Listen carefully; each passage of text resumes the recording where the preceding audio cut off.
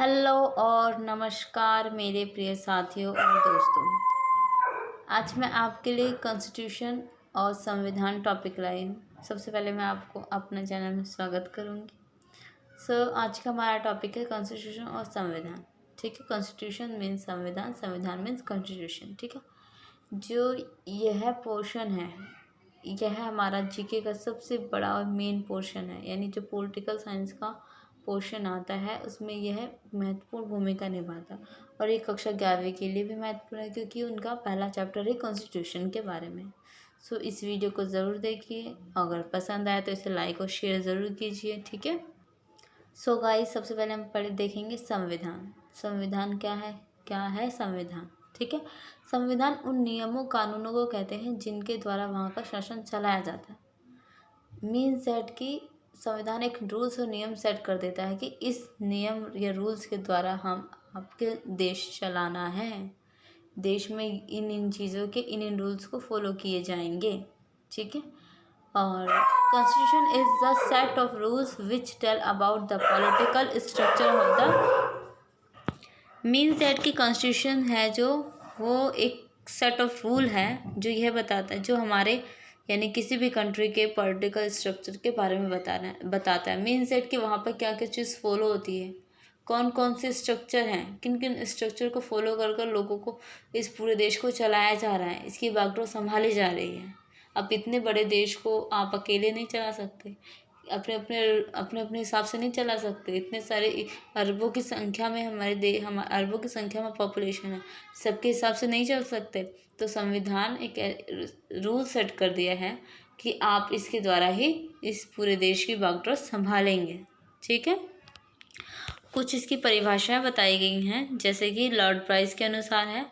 इनके अनुसार किसी राज्य के संविधान से तात्पर्य उन नियमों से होता है जिनके द्वारा शासन का रूप और शासन व नागरिकों की पारस्परिक अधिकार व कर्तव्य निश्चित किए जाते हैं। मीन्स दैट कि इनके अनुसार यह है कि ऐसा नियम है जिसके द्वारा पूरा देश का शासन किया जाता है और नागरिकों को उनके अधिकार और कर्तव्य निश्चित किए जाते हैं। मीन्स दैट कि लोगों के पास कौन कौन से अधिकार होंगे, कौन कौन से कर्तव्य होंगे।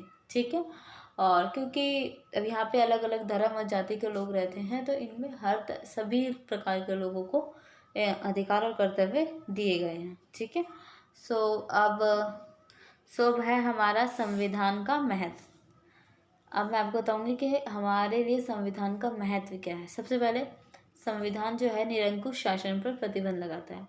निरंकुश शासन से मतलब ये कि अगर एक व्यक्ति को पूरे देश का सत्ता मिल जाए तो वो अपने हिसाब से सब पर अपना राज करने की कोशिश करता है। वो नहीं जैसे कि अंग्रेजों ने किया था, मतलब वो भी तो निरंकुश हो गए थे ना एक तरह से। तो इसी तरीके से लोग मतलब उन पे लोगों पे अत्याचार कर रहे थे, जिस अपनी मर्जी तौर तरीकों को फॉलो कर रहे थे, हमारे देश पर लोगों पे फॉलो कर रहे थे। ये उन पर रोक लगाता है कि कोई भी जो पॉलिटिकल पार्टी है या कोई भी जो देश का प्रधानमंत्री राष्ट्रपति है, ये सब अपने मतलब अपनी मनमर्जी ना चला सके। ठीक है, संविधान इन पर रोक लगाता है कि ये लोगों पर अपनी बातें, अपने तौर तरीकों को थोप ना सके लोगों पर। ठीक है, यानी अपने हिसाब से ना चला सके, संविधान के रूल्स के अनुसार चला सके। ठीक है, नेक्स्ट है अधिकार, नागरिकों के अधिकारों स्वतंत्रता की रक्षा।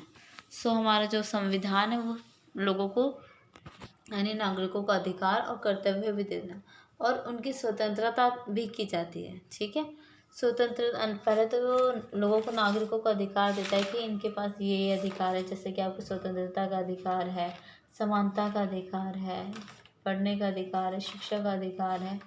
हमारे पास टोटल 6 अधिकार हैं। ठीक है, वो उनमें से एक ऐसा अधिकार है जो हमारे अधिकारों की रक्षा करता है, जिसका नाम है संवैधानिक उपचारों का मौलिक अधिकार। ठीक है, ये अगर कोई भी हमारे अधिकारों को उल्लंघन करता है तो ये उनकी रक्षा करता है। ठीक है, अब है संविधान सभा की विशेषताएं। संविधान सभा की विशेषताएं क्या है, यानी हमारे भारतीय संविधान सभा की विशेषताएं क्या है। भारत का संविधान एकात्मक और संघात्मक दोनों का मिश्रण है। मीन्स दैट की संघात्मक और एकात्मक मीन्स संघात्मक मीन्स दैट कि यहाँ पे हर स्टेट पे एक अलग अलग पॉलिटिकल पार्टी है, अलग अलग एक चेयरमैन बना, चीफ मिनिस्टर्स बना दिए गए हैं, जो कि सबकी राय लेकर उस पर उन्हें फॉलो किया। एकात्मक मीन्स दैट कि जैसे राष्ट्रपति शासन लागू हो जाता है, वो एकात्मक, यानी कि पूरे देश की बागडोर सिर्फ एक व्यक्ति के हाथ में नहीं है।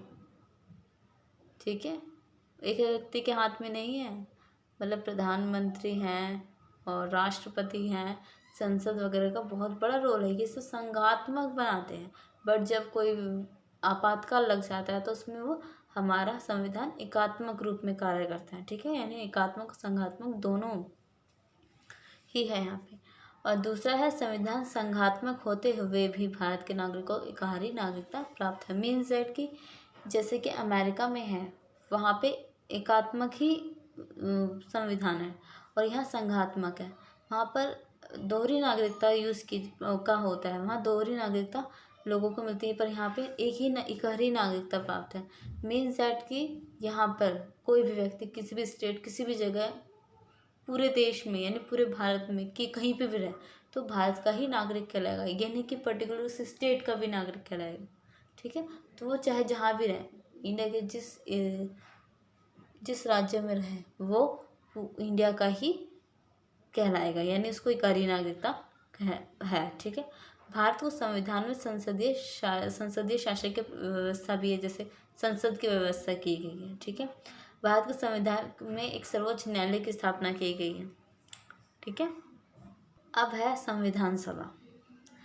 अब संविधान को बनाने के लिए एक संविधान सभा बनाई गई थी, जिसमें 368 सदस्य थे। ठीक है, और संविधान सभा निर्वाचित प्रतिनिधियों का एक ऐसा समूह जो किसी देश के संविधान का ढांचा तैयार करते हैं।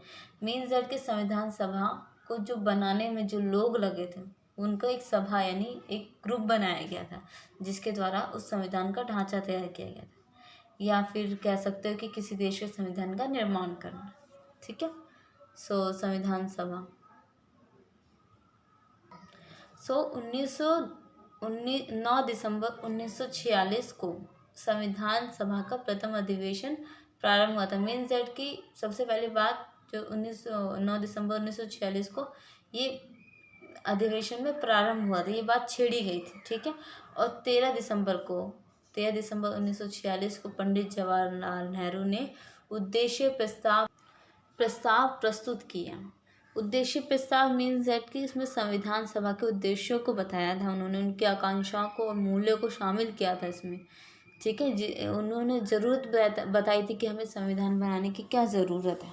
ठीक है, तो उन्होंने 13 दिसंबर को ये प्रस्ताव प्रस्तुत किया था। जो हमारा संविधान है 26 नवंबर 1949 को तैयार हो गया था, और इसे बनने में 2 वर्ष 11 महीने और 18 दिन लगे थे।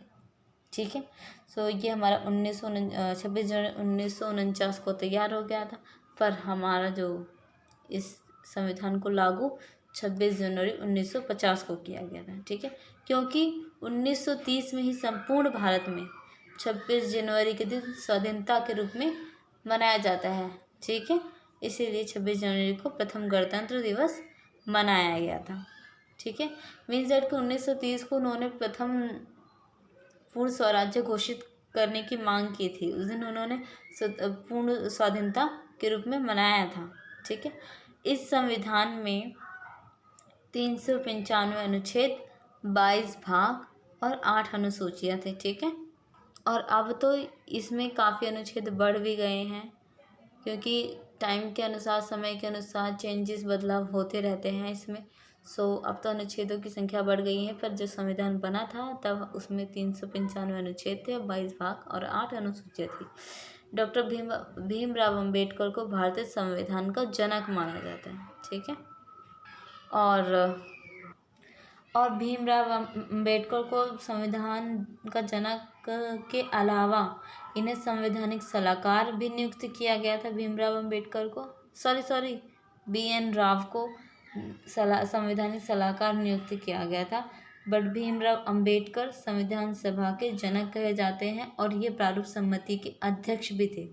ठीक है, और जब भारत का संविधान का निर्माण हो रहा था, यानी उस टाइम जो अध्यक्ष थे वो हमारे डॉक्टर राजेंद्र प्रसाद थे।